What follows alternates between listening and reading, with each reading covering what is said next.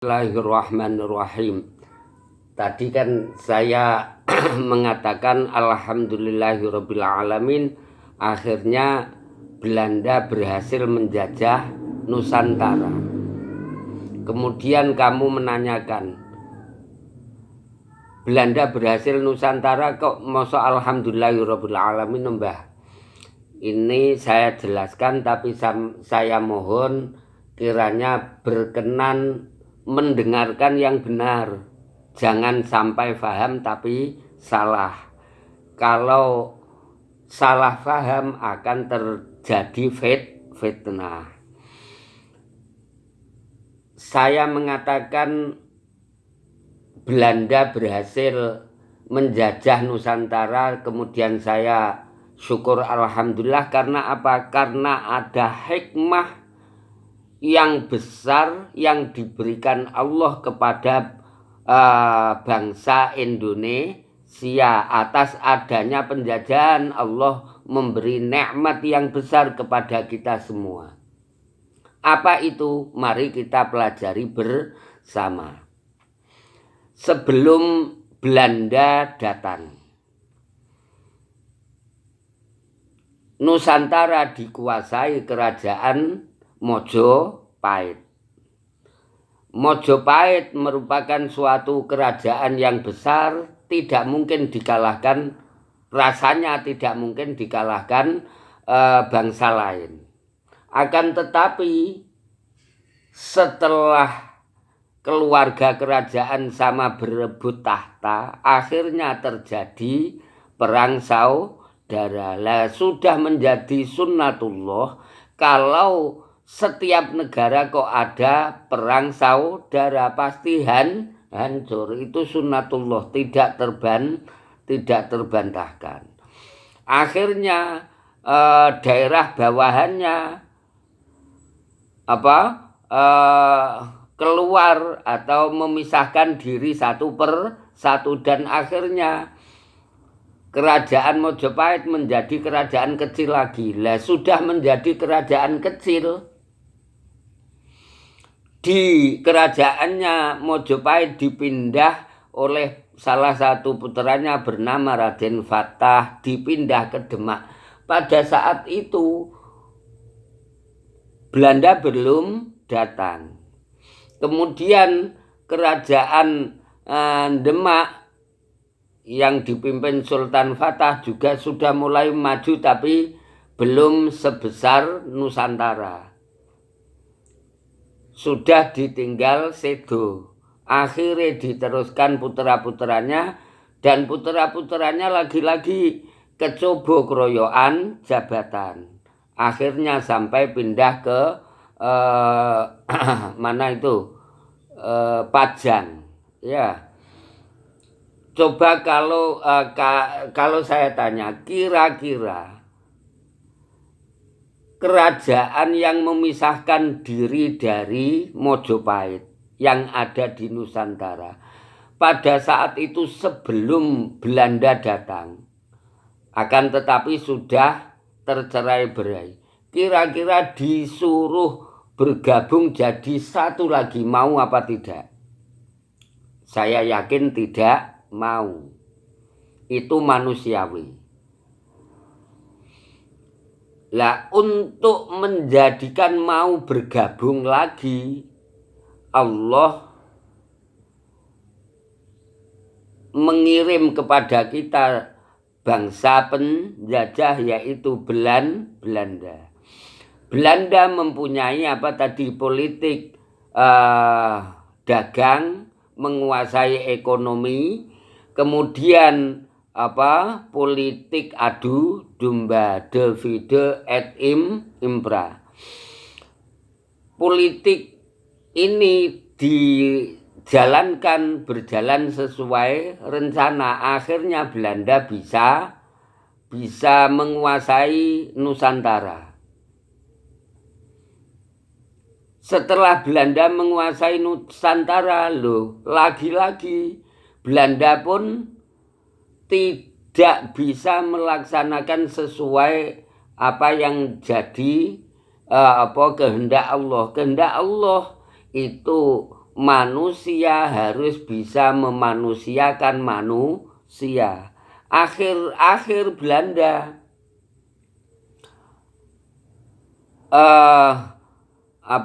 menyikapi atau mengatur warga kita dengan cara yang tidak manusiawi. Bahkan kita dianggap mungkin budak atau yang lain sehingga ada kerja paksa dan sebagainya. Lah mulai ini tentu Allah tidak suka.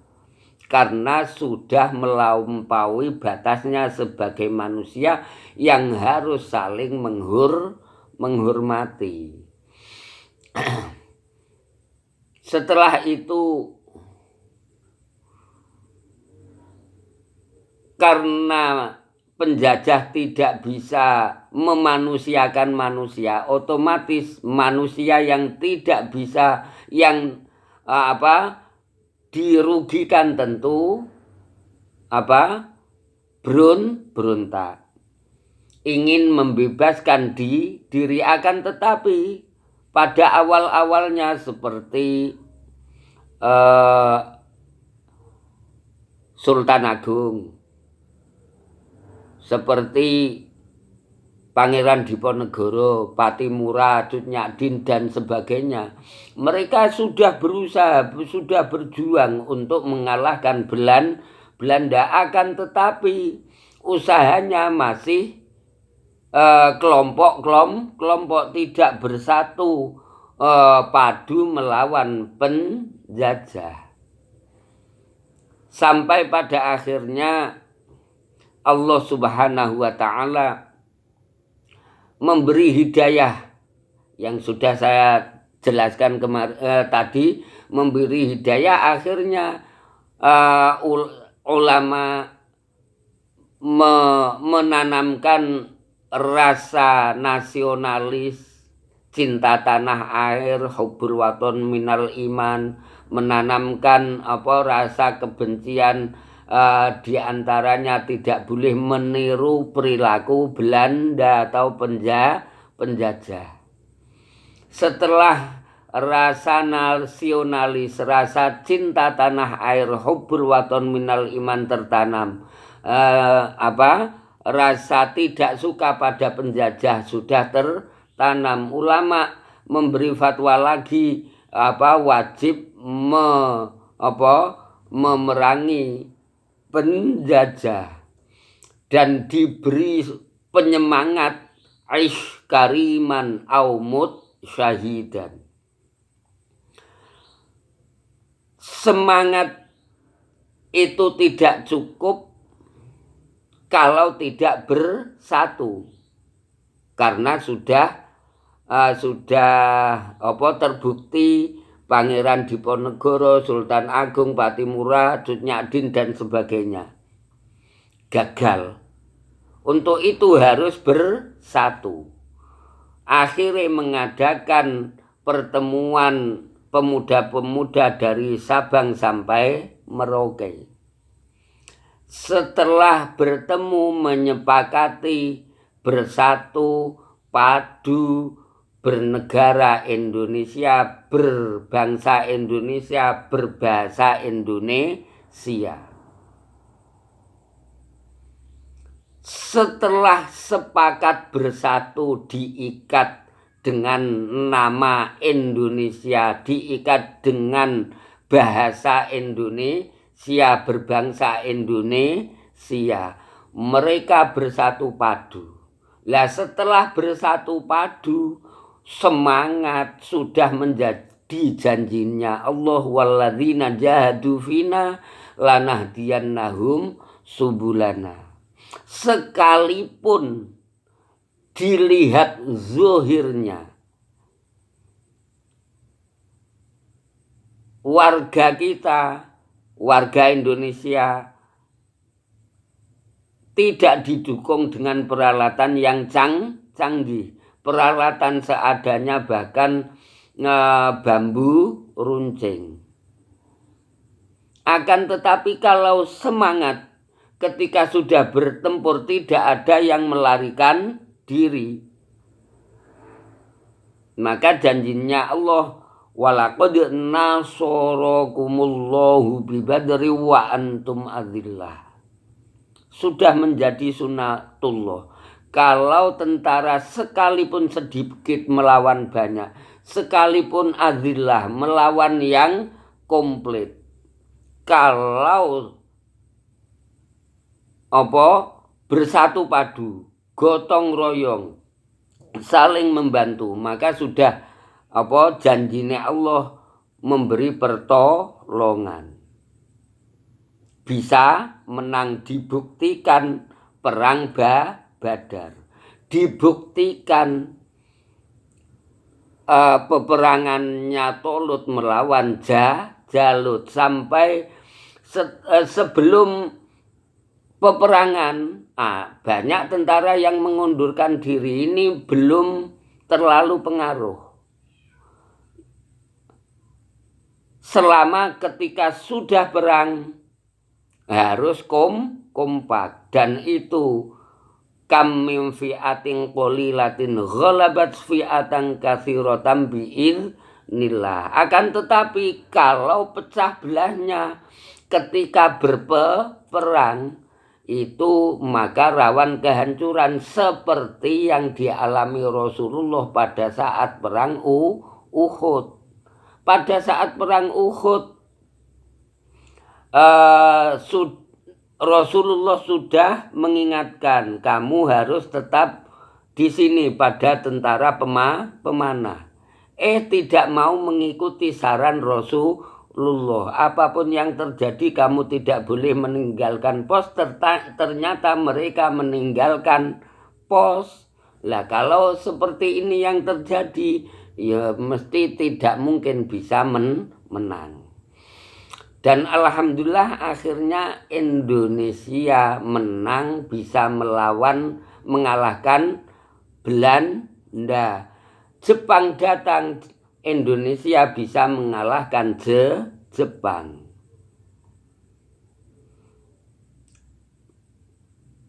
Coba kamu ingat dengan benar, kalau tidak ada penjajah, apa mungkin Nusantara bisa bersatu disatukan dengan nama Indonesia? Saya yakin tidak bisa. Dan itulah hikmah yang diberikan Allah pada bangsa Indonesia. Karena ada penjajahan, karena ada penjajah, akhirnya kita bersatu. Kalau tidak ada penjajah nggak mungkin bersatu. Coba kamu kiaskan, kamu samakan apa yang terjadi pada Nabiullah Yusuf alaihi salam.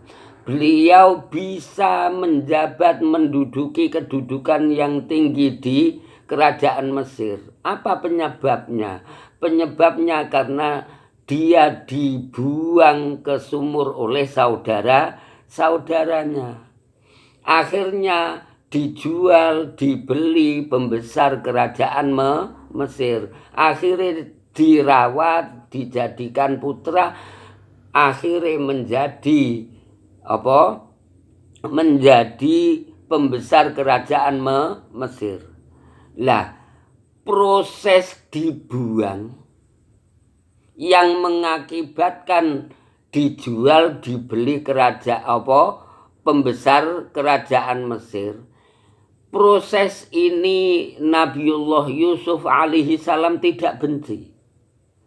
Makanya Nabiullah Yusuf alaihi salam ketika saudaranya matur tallahi laqad atharakallahu alaina wa in kunna la khadiin. Jawabnya Nabi Yusuf, la tasriba alaikumul yaum yaghfirullahu lakum wa huwa arhamur rahimin. Nabiullah Yusuf tetap tidak benci, terima kasih pada saudaranya, karena kalau saudaranya tidak melakukan itu, Nabiullah Yusuf tidak mungkin menjadi pembesar kerajaan Mesir. Begitu juga bangsa Indonesia, apabila tidak ada jajahan Belanda maupun Jepang, tidak mungkin mau bersatu. karena ada penjajahan Belanda maupun Jepang yang tidak mungkin bisa dikalahkan hanya satu persatu, hanya kerajaan per kerajaan. Setelah ada penjajahan akhirnya mereka bersatulah lagi. Maka persatuan itulah yang saya syukuri. Ngono lho. Paham ren nggih? Alhamdulillah. Dan pembesar pejuang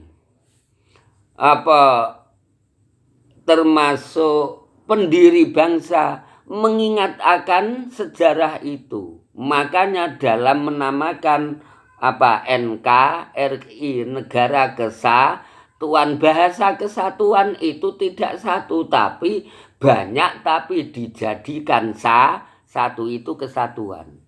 Akhirnya muncul Bhinneka Tunggal Ika. Setelah muncul Bhinneka Tunggal Ika agar bisa bermasyarakat yang saling menguntungkan, yang rukun, maka akhirnya membuat dasar dalam bermasyarakat, bernegara, berbangsa menggunakan acuan Pancasila. Dan Pancasila itu mestinya diterima semua agama pada saat ditetapkan Pancasila. Dan itu sudah sesuai aturan, juga tidak bertentangan dengan Al-Quran, ajarannya orang Islam. Lah adapun orang Islam yang masih menentang, itu tugas kita untuk menjelaskan, ora dielek-elek tapi untuk menjelaskan. Ada orang yang mengaku paham Pancasila tapi pingin merubah Pancasila, itu tugas kita untuk menjelaskan. Bukan berarti Pancasilanya salah atau bertentangan dengan agama. Sedangkan apabila ada orang yang mengatakan musuh terbesar Pancasila adalah agama, itu jangan kita musuhi. Mungkin karena mereka belum paham agama.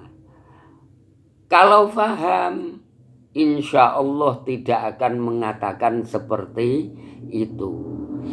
Saya contohkan ketuhanan yang Maha Esa. Ini sekedar contoh ya. Dalam Islam, wa ilahukum ilahu wahid. Innama ilahukum ilahu wahid. Tidak bertentangan dengan Al-Quran. Persatuan Indonesia, wa'tasimu bihablillahi jami'a wa la tafarraqu, dan sebagainya dan sebagainya.